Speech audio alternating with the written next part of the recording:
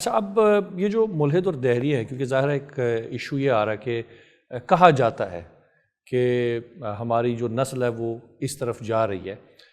بعض اوقات تو یہ بھی ہوتا ہے کہ جس طرح میڈیکل سائنس کا ٹرینڈ آیا تو سارے بچے ڈاکٹر بننا شروع ہو گئے، انجینئرنگ کا ٹرینڈ آیا تو نوجوان نسل ادھر چل پڑی، ٹک ٹاک پہ کوئی چیز آئی تو نوجوان نسل. تو بعض کے نزدیک تو یہ بھی ہے کہ یہ ایک ٹرینڈ بنا ہوا ہے کہ جو نہیں بھی ہوتا وہ دکھانے کی کوشش کرتا ہے کہ وہ ملحد ہے. میرا سوال یہ ہے کہ ظاہر اب ناظرین کے لیے، عام پبلک کے لیے ہم یہ جاننا چاہیں گے کہ یہ جو دہریہ ہے، ملحد ہے، اس کے بنیادی عقائد کیا ہیں؟ یعنی جب یہ سائنس کی بات کرتا ہے تو کس چیز کے بارے میں بات کرتا ہے؟ یعنی جس کی بنا پہ یہ دین سے اختلاف اظہار. دیکھیں یہ اصل بات یہ کہ جو سائنس اور انسان یعنی ایمانیات میں فرق ہے، اسلام میں فرق ہے، اس کے اندر بہت بڑا ایشو ہے ایمانیات کا.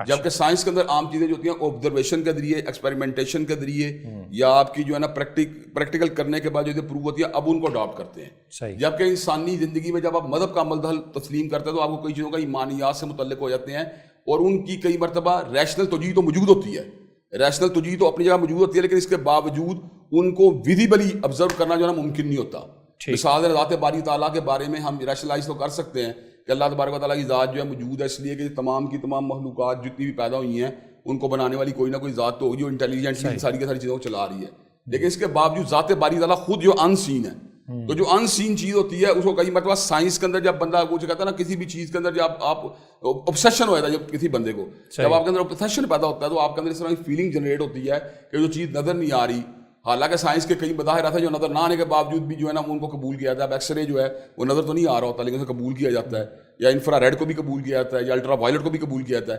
لیکن جب وہ دینیات کی بات آتی ہے تو اس کے اندر وہ جو ہے نا وہ میٹا فزیکل چیزوں کو ڈینائی کرنا شروع کر دیتے ہیں، اور پھر ان چیزوں کو ماننا شروع کر دیتے ہیں جو فزیکلی ایگزسٹ کر رہی ہوتی ہیں. تو فزیکلی ایگزسٹنس کے اندر جو ہے نا ان کے نظر چونکہ انہوں نے آخرت نہیں دیکھی اس لیے اس کو ڈینائی کر دیتے ہیں، چونکہ انہوں نے اللہ تبارک و تعالیٰ کی ذات کو نہیں دیکھا اس لیے اس کو ڈینائی کر دیتے ہیں، چونکہ انہوں نے فرشتوں کو نہیں دیکھا اس لیے اس کو ڈینائی کر دیتے ہیں، جنات کو نہیں دیکھا ان کو ڈینائی کر دیتے ہیں. تو ان کے یہاں پر جو ایک پیمانہ بن جاتا ہے چیزوں کو جج کرنے کا، وہ ایمانیات نہیں ہوتی بلکہ اس کو اپنی آبزرویشن کہتے ہیں کہ چونکہ ہماری آبزرویشن میں چیز نہیں آئی تو وہ ہم اس کا ڈینائی کر رہے ہیں. تو اللہ تعالیٰ نے بڑا خوبصورت نقشہ کھینچا قرآن مجید میں اس کیفیت کا. اللہ تبارک و تعالیٰ فرماتے ہیں یعلمون ظاہرا من الحیات الدنیا وہم من الآخرۃ ہم غافلون، کہ ان کو یہ تو پتہ ہے کہ دنیا کی زندگی میں کیا ہو رہا ہے اور اس کے بارے میں ان کے پاس معلومات بھی ہیں، لیکن جہاں تک تعلق آخرت کی بات کا تو یہ اس سے غافل ہیں.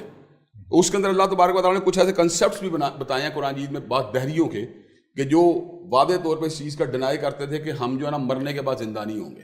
تو اللہ تبارک و تعالیٰ اس بات کو نا قرآن کے متعدد مقامات کو یوں بیان فرماتا ہے یحسب الانسان ولن نجمع عظاما بلا قادرین علی ان نسوی بنانا، کیا انسان یہ گمان کرتا ہے کہ ہم ہڈیوں کو دوبارہ زندہ نہیں کر سکتے؟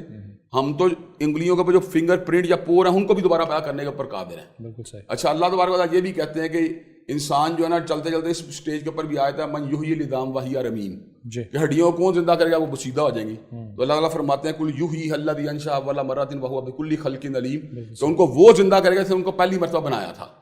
جو پہلی مرتبہ بنا سکتا ہے اس کے لیے دوبارہ ان چیزوں کو پیدا کرنا تو کچھ مشکل نہیں ہے، لیکن وہ ان چیزوں کو دیکھتے ہیں اپنی اس آبزرویشن کے تناظر کے اندر، حالانکہ وہ سائنس کی مرتبہ ان کو کئی مرتبہ جو آبزرویشن میں چیز نہیں بھی آتی اس کو صرف سائنٹیفک ایک تھیوری کے اندر بھی تسلیم کرنا شروع کرتے ہیں. مثال دے رہا ہوں آپ کو، چھوٹی سی بات بتاؤں گا. اب ایوولوشن ہے، ارتقاء کا جو عمل ہے، اس کو اپنی آنکھوں سے کسی نے بھی نہیں دیکھا. بالکل صحیح. ہم نے زندگی کے اندر ہمارے آباء و اجداد نے اور ہمارے ان کے دادے پردادوں نے سینکڑوں بندر دیکھے ہیں جو جنگلات یا چڑیا گھروں میں موجود تھے. کسی بندر کو انسان بندر کسی نے نہیں دیکھا، کتابوں میں ہی پڑھا. لیکن وہ کتابوں میں پڑھنے کے باوجود ایوولوشن کو تو مان جاتے ہیں جی. لیکن قرآن مجید کے وہ حقائق یا سنت نبوی شریف یا حدیث طیبہ کے وہ حقائق جو کہ ماضی یا مستقبل سے متعلق ہیں،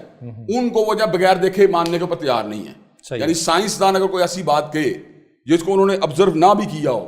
اور وہ فقط ایک تھیری بھی ہو تو اس تھیری کو بھی وہ ماننے کے لیے تیار، چاہے لا نہ بھی ہو سائنس کا کو، لیکن اس کے باوجود وہ اس کو مان لیں گے اس لیے کہ اس کو ان کے اندر جو ہے نا ایک جدیدیت نظر آتی ہے، یا اس کو یہ سمجھتے ہیں چونکہ اس کے پس منظر میں کسی سائنسدان کی کوئی رائے موجود ہے تو اس کو ماننے کے اندر کوئی حرج والی بات نہیں. جبکہ اس کے مد مقابل جب الہامی رائے کوئی سامنے آتی ہے تو وہ اس کو فوراً سے پہلے اسی چیز کو پرکھنا شروع کر دیتے ہیں کہ وہ چیز ٹینجیبل ہے کہ نہیں، وہ چیز ویزیبل ہے کہ نہیں، وہ چیز جو آبزرویشن میں آتی ہے کہ نہیں. ظاہری بات ہے ہیومن آبزرویشن میں یہ بات تو نہیں آئی کہ انسان دوبارہ زندہ ہوتا ہے، انسانوں نے کبھی انسانوں کو زندہ ہوتا تو نہیں دیکھا. لیکن ہم اس چیز کو اس لیے ماننے کے اوپر مادہ تیار ہیں کہ اللہ تبارک و تعالیٰ نے ہمیں یہ بات کہی اور حضرت رسول اللہ صلی اللہ علیہ وسلم نے ہمیں یہ بات کہی کہ ایسا ہوگا. جب انہوں نے ہمیں ایسی بات کرنے کے بارے میں بتلا دیا، ظاہری بات ہے جب ہمارا فیتھ اللہ تعالیٰ کی ذات کے اوپر ہو گیا اور ہمارا فیتھ رسول کریم صلی اللہ علیہ وسلم کی ذات کے اوپر ہو گیا تو ہم تو ان تمام ریالٹیز کو مانیں گے جن کو انہوں نے انڈیکیٹ کیا ہے. تو یہ ایک ملحدانہ سوچ ہوتی ہے جس کے اندر سائنسدان کی کہی ہوئی کوئی بھی بات، ہاں وہ لا کے مقامات کے اوپر پہنچے نہ پہنچے، وہ اس کو تو اپنے لیے اڈاپٹ کرنے میں کوئی جو ہے نا اس کو اپنے لیے جو ہے نا وہ نہیں سمجھیں گے کہ اس میں کوئی عیب ہے.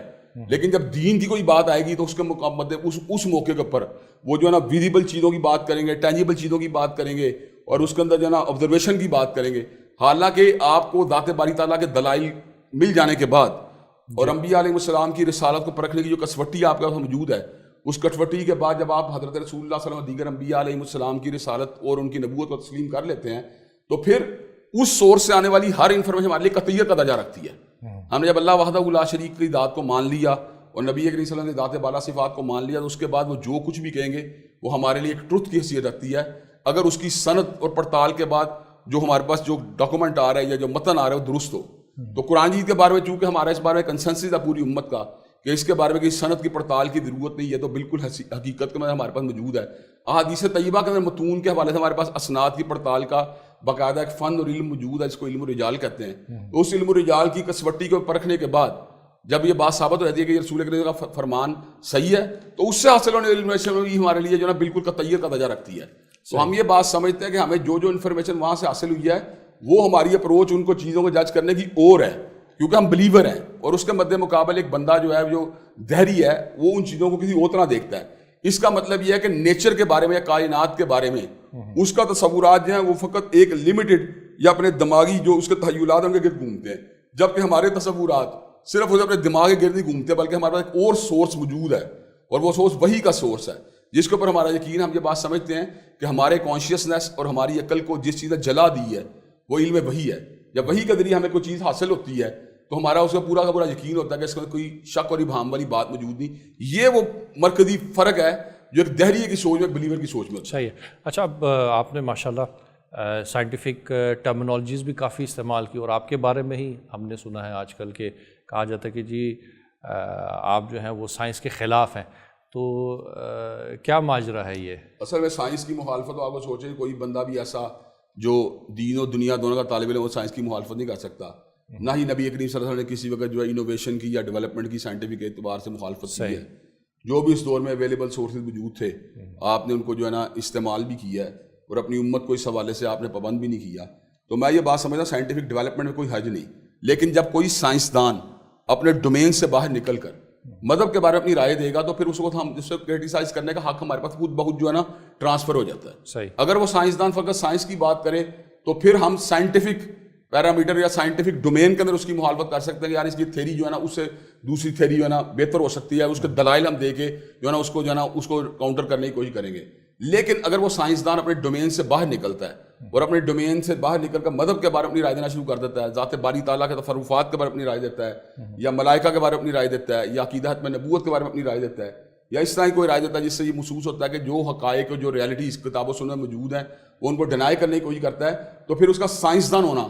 اس کے اوپر یعنی نقد کرنے کے لیے جو ہے نا اس کے راستے میں ہمارے لیے بیریئر نہیں بن سکتا. تو میں نے 2 ایسی شخصیات کے بارے میں نقد کیا جن کے تصورات مذہب کے بارے میں جو تھے نا وہ قابل اعتراض تھے. اب اگر کوئی سائنسدان جو ہیں وہ مذہب کے بارے میں اگر اپنی رائے دیتے رہے ہیں اور مذہب کے ایسے تصورات پیش کرتے رہے جو کتاب و سنت کی مین اسٹریم کی تعلیمات سے ہم آہنگ نہیں ہیں تو ان پر نقد کرنا یا ان کو ریفیوٹ کرنا اس کا مطلب یہ نہیں ہم سائنس کو ریفیوٹ کر رہے ہیں. ہم نے تو 2 پرسنالٹیز کے ان نظریات کو ریفیوٹ کیا ہے جن کا تعلق مذہب کے ساتھ ہے.